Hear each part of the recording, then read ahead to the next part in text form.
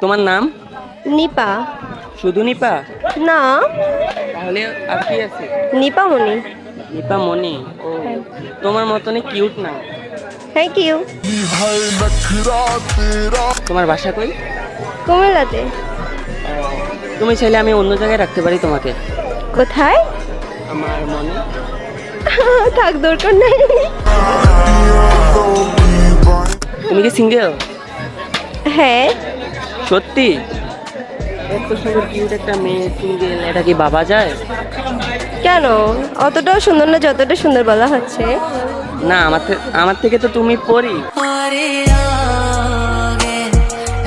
Seriously? ও seriously? তুমি কি আসলে রিলেশন করো না? না। ও, আমিও কিন্তু সিঙ্গেল আছি, চাইলে আমার সাথে প্রেম করতে পারো।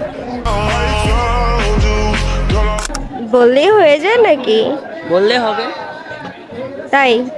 এখন ধরে যে আপনাকে ফ্রি ফ্রি সুনাম করলাম ওইগুলার। মানে তার মানে কি এগুলো ফ্যাক্ট ছিল? ফেক না, রিয়েল।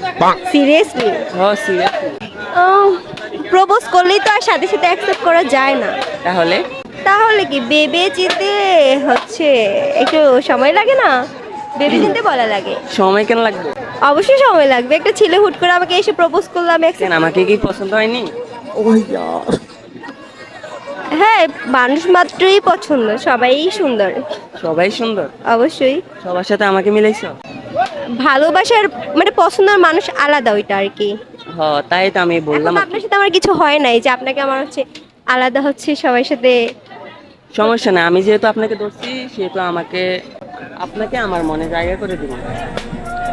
রিয়েলি?